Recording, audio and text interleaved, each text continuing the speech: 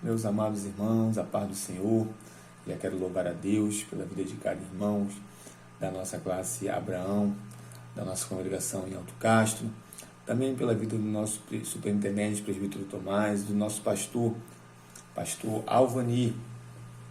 Espero que todos tenham tido uma noite de descanso abençoada e reparadora, e que também Deus tenha preparado um dia abençoado para cada um de nós. Nós estamos aqui para mais um devocional orientado pela nossa revista Betel, da Escola Bíblica Dominical, que hoje está no Evangelho de João, no capítulo 6. Nós vamos fazer a leitura do 22 ao 29, que diz assim: No dia seguinte, a multidão que tinha ficado do outro lado do mar notou que ali havia apenas um pequeno barco e que Jesus não tinha entrado nele com os seus discípulos, tendo estes partido sozinhos.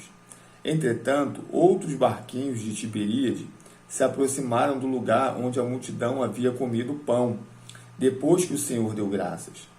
Quando aquela multidão viu que Jesus não estava ali, nem os seus discípulos, entraram nos barcos e partiram para Cafarnaum, à procura de Jesus. Tendo-o encontrado no outro lado do mar, lhe perguntaram: Mestre, quando o Senhor chegou aqui? Jesus respondeu: em verdade, lhes digo que vocês estão me procurando não porque viram sinais, mas porque comeram os pães e ficaram satisfeitos. Trabalhem não pela comida que se estraga, mas pela que permanece para a vida eterna, a qual o Filho do Homem dará a vocês, porque Deus, o Pai, o confirmou com o seu selo. Então lhe perguntaram: que faremos para realizar as obras de Deus? Jesus respondeu: a obra de Deus é esta, que vocês creiam naquele que ele enviou. Aleluias! Louvado e bendito seja o nome do Senhor.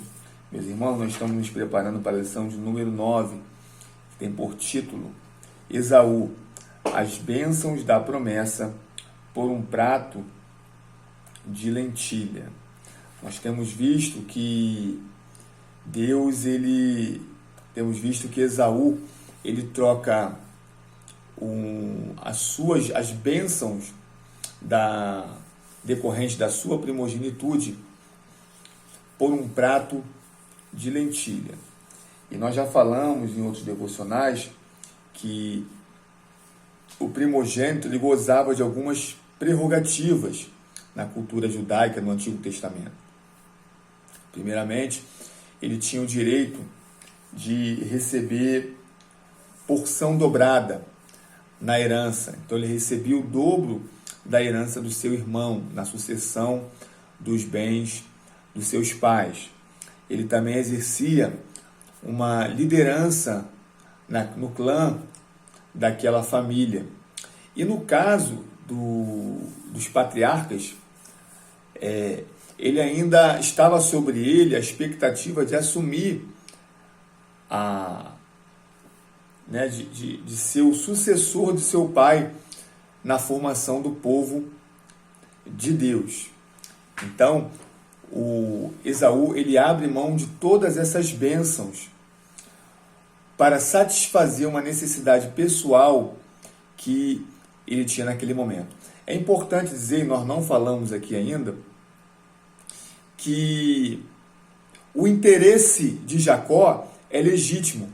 Jacó estava interessado nas coisas de Deus, nas bênçãos de Deus.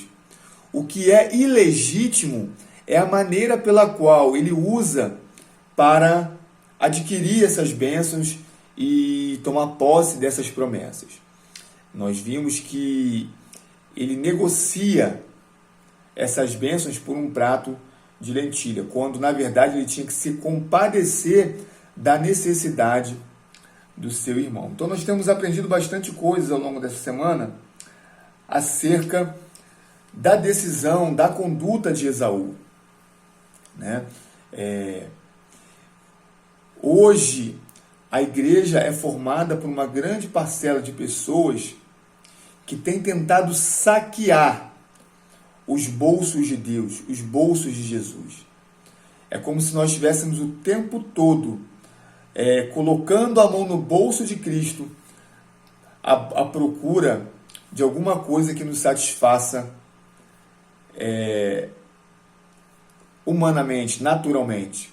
Quando, na verdade, a mão do Senhor ela não está encolhida, ela está estendida para nos abençoar com todas as bênçãos espirituais. Na carta de Paulo aos Efésios, o apóstolo Paulo diz que Deus já nos concedeu todas as bênçãos nas regiões celestiais. Sabe o que é isso, querido?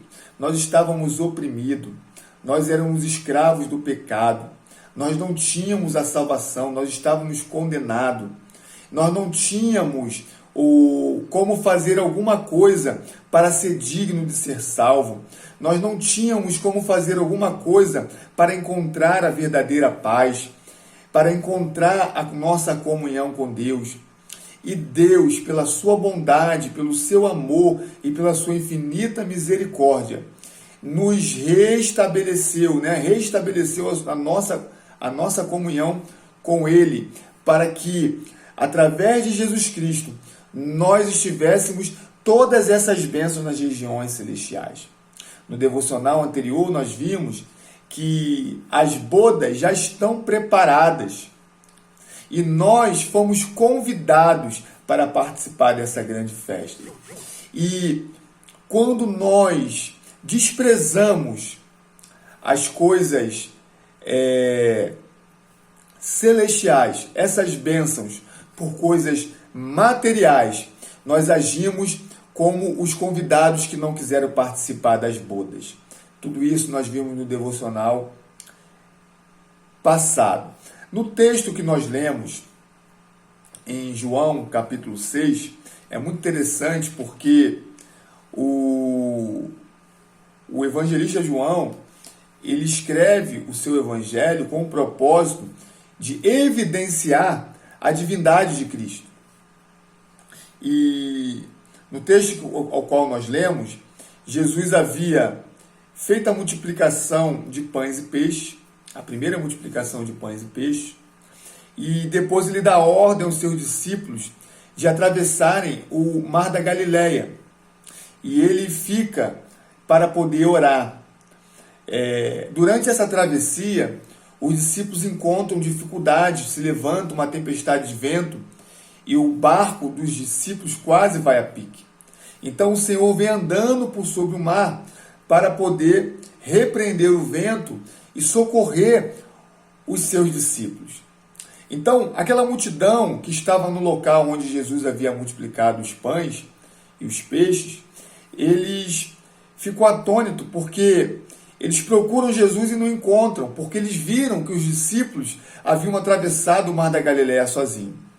Então ele pega os barcos que estavam naquele lugar e atravessam até Cafarnaum. Chegando lá, eles encontram com Jesus e é a passagem que nós lemos. Eles perguntam para Jesus: como o Senhor chegou até aqui? E Jesus, conhecendo o desejo e o intento do coração deles, diz: em verdade, lhes digo que vocês estão preocupados, me procurando, não porque viram sinais, mas porque comeram do pão e dos peixes. O Senhor, Ele nos abençoa pela sua bondade. Se nós formos enumerar quantas bênçãos maravilhosas o Senhor já nos agraciou. O Senhor abre porta de emprego, o Senhor cura enfermidade, o Senhor restaura o nosso casamento, Ele nos faz prosperar nas nossas jornadas, no nosso ministério, no nosso trabalho. E tudo isso nós sabemos que foi feito pela mão de Deus. Nós temos visto nas lições anteriores, que Deus chama Abrão e lhe faz promessa. O que move Abrão do lugar onde ele estava é a promessa de que Deus iria realizar sobre a vida dele e de sua esposa algo que ele entendia que ele não teria mais condição de gerar, que era um filho. Quando Deus chama Abrão, ele já tinha 75 anos de idade e ainda não tinha gerado. Então ele se move pela promessa. Mas o que Deus tinha para Abrão era muito mais, muito maior, muito melhor, muito mais intenso, porque as coisas de Deus é assim, irmãos, é muito maior, é muito mais maravilhoso do que o nosso intelecto, do que a nossa concepção humana pode compreender. E ao longo da caminhada, da trajetória, Abrão vai entendendo. Então Deus vai se revelando a Abrão e ele vai entendendo os propósitos, os desígnios de Deus para a vida dele. Ele começa a ter dimensão do tamanho da promessa que Deus tinha para a sua vida. Parece que Esaú não tinha essa mesma concepção. De que a promessa que estava sobre a vida do seu pai Isaque e do seu avô Abraão excedia em muito as bênçãos da sua vida, mas daria toda a sua geração. A carta aos Hebreus atribui a Esaú o título de profano. Profano é aquele que não santifica, não respeita as coisas que são sagradas. Queridos, quantas coisas sagradas Deus tem colocado nas nossas mãos. Deus tem dado o batismo com o Espírito Santo. Deus tem dado o discernimento de espírito. Deus tem dado o dom de línguas. Deus tem nos dado a sua palavra, o seu Espírito Santo. Deus tem colocado o cântico em nossos lábios para que nós possamos adorar o seu santo nome. E muitas vezes, ao retroceder, o pastor ministrou hoje no culto de ensino sobre Sansão, que retrocedeu para ver o leão que estava morto. Ele já tinha matado o leão, já tinha passado um dia, algum tempo, e ele volta ao local onde o leão estava. Quantas pessoas retrocedendo para o prato de lentilha, abrindo mão de coisas tão especiais e de coisas tão profundas que Deus tem para as nossas vidas. Isso é a prova de que nós ainda não, quem age assim, nós ainda não experimentamos o verdadeiro pão da vida. Porque aquele que prova desse pão, ele não volta a ter fome. Então, o Senhor diz: trabalhem não pela comida que se estraga, mas pela que permanece para a vida eterna, a qual o Filho do Homem dará a vocês, porque Deus, o Pai, o confirmou com o selo.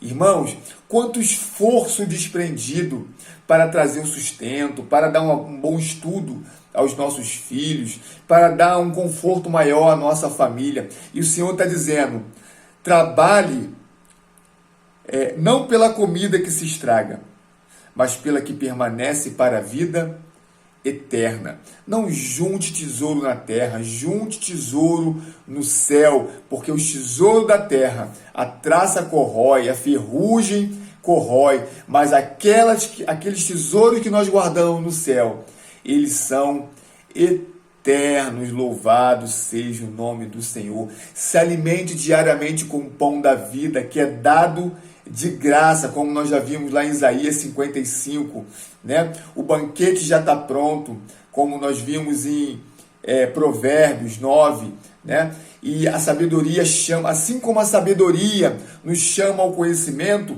Deus tem nos chamado para o seu lindo banquete celestial, onde Ele tem tudo do bom e do melhor, e tudo eterno para a edificação das nossas vidas. Então fique com essa palavra, meu irmão. Se você ainda não teve a oportunidade de orar no dia de hoje, tire um tempo de oração. Se você não teve a oportunidade de ler um pequeno trecho da palavra de Deus, não perca essa oportunidade, porque tudo isso é bênção eterna para as nossas vidas. Que essa palavra venha trazer vida ao seu coração, ao seu dia, venha trazer alegria ao seu coração e ao seu dia, no nome de Jesus. Querendo Deus, amanhã nós estaremos aqui para mais um devocional orientado pela nossa revista.